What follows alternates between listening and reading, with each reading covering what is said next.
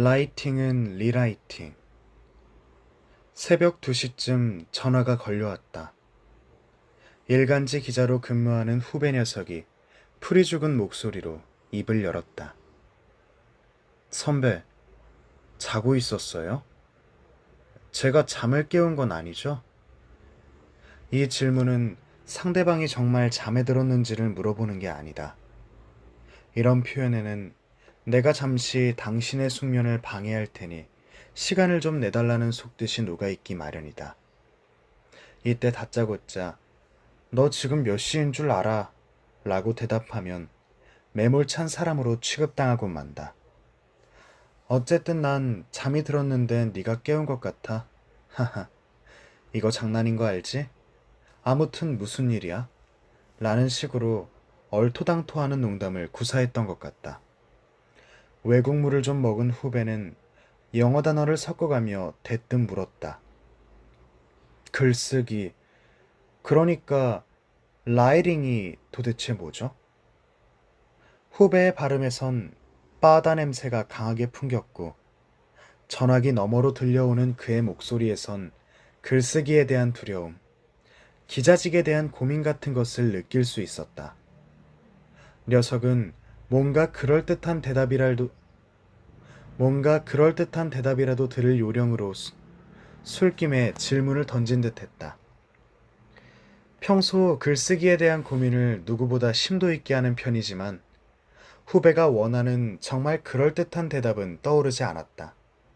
게다가 새벽 2시였다. 나는 얼떨결에 둘러댔다.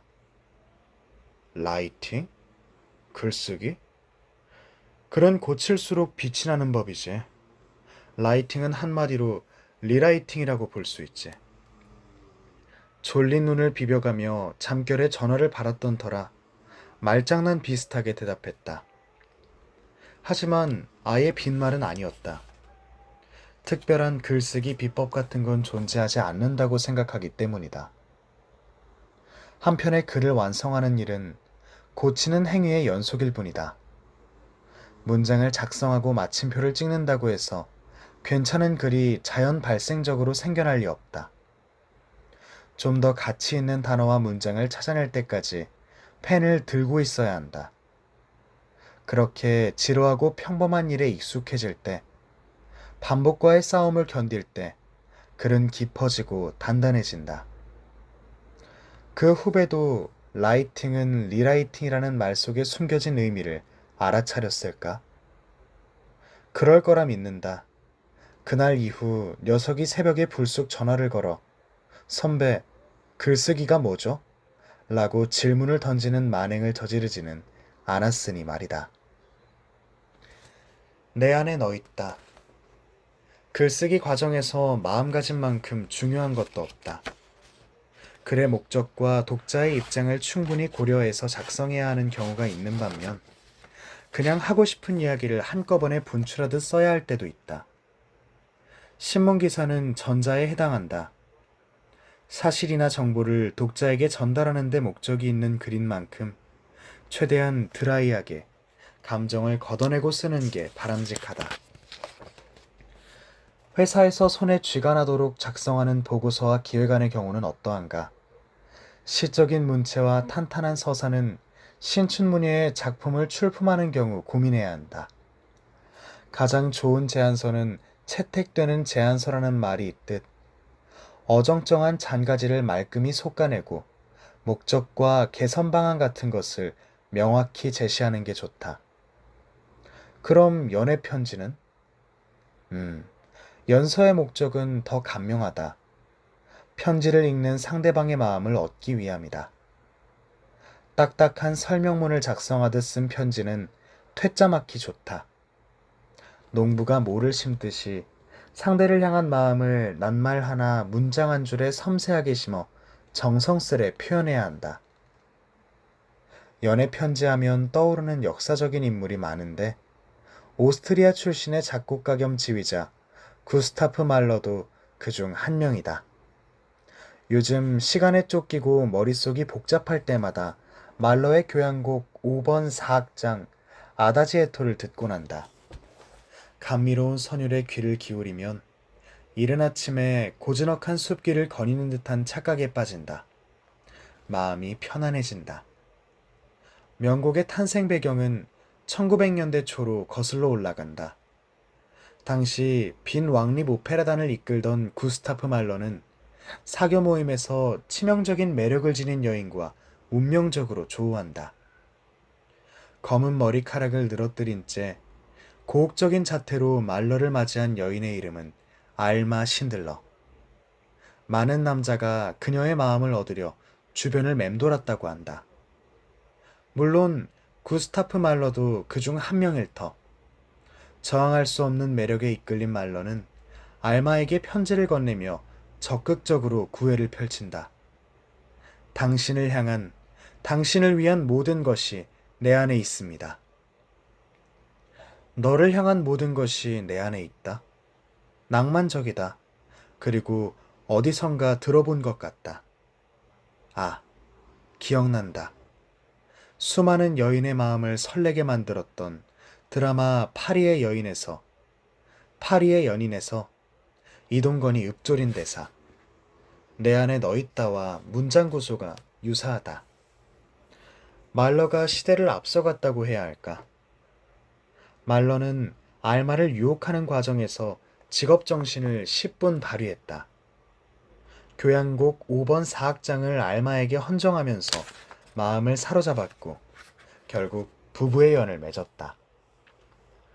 그러나 결혼 후 말러의 삶은 평탄치 않았다. 장녀 마리아가 디프테리아로 세상을 떠난 데다 말러 자신도 심장병 진단을 받는 등 비운을 겪게 된다. 이처럼 헤어나올 수 없는 운명의 태풍에 휘말린 말러의 마음이 음악에 오롯이 녹아있기 때문일까. 사악장 아다지에토의 선율은 유독 애틋하게 들린다. 말러가 알마 신들러를 향한 이끌림과 복잡한 감정을 오선지에 그대로 옮겨놓은 듯하다. 음표와 음표 사이에 기쁨과 애틋함과 근심이 빼곡히 들어차 있다. 이 곡은 영화배우 탕웨이와 성준이 등장하는 모 의료 광고에 삽입돼 인기를 끌기도 했다. 이별을 예감하는 남녀의 절제된 감정과 말러의 음악이 뒤섞여 처연하게 그리고 유유히 흐른다. 볼륨을 높이며 말러 특유의 어두운 낭만이 선사하는 위로와 감동을 음미해 본다. 그리고 객적은 상상에 빠진다. 알마의 치명적 아름다움이 구스타프 말러의 창작 욕구를 자극했을까? 아니면 사랑의 눈먼 남자의 애절한 마음이 음악에 스며든 걸까? 행복한 사전. 미우라 시온의 소설 배를 역다를 원작으로 한 영화 행복한 사전을 봤다. 겐부 쇼보라는 대형 출판사에는 사전 편집부가 별도로 있다. 사내에선 애물단지 취급을 받는다. 사전을 만드는 데 들어가는 시간과 인력에 비해 수익이 별로 나지 않기 때문이다. 편집부 직원들은 돈 되는 사업에 손을 대야 한다는 경영진의 엄포와 회유에 흔들리지 않고 대도에, 즉 큰 바다를 건너다라고 이름 붙인 사전을 만들기 위해 불철주야 매달린다. 밤낮 없는 편집 작업에 몇몇 직원이 지쳐갈 즈음 출판사의 편집 주간이 낮은 목소리로 읊조린다. 단어의 바다는 끝없이 넓어요. 사전은 그 넓은 바다에 떠있는 한 척의 배입니다. 인간은 사전이라는 배로 바다를 건너고 자신의 마음을 적확히 표현해 줄 말을 찾습니다. 그것은 유일한 단어를 발견하는 기적입니다. 누군가와 연결되기를 바라며 광대한 바다를 건너려는 사람들에게 바치는 사전. 그것이 바로 대도해입니다. 난 영화를 보다가 이 대목에서 단어의 바다를 인생의 바다로 바꾸어 읽어도 충분히 말이 될 것 같다고 생각했다. 사람은 태어나면 다들 자기만의 배에 오르게 된다. 가끔은 항로를 벗어나 낯선 섬에 정박하기도 하지만 대개는 끊임없이 노를 저어 앞으로 나아간다. 이유는 단 하나, 자신만의 바다를 건너기 위해서. 다만 바다를 건너는 일이 모두 똑같을 리는 없다. 저마다 하는 일과 사는 이유가 다르고 사연이 다르고 또 삶을 지탱하는 가치나 원칙이 다르기 때문이다. 내 얘기를 보태면 글을 쓰고 책을 펴내는 과정이 곧 삶의 바다를 건너는 일이다.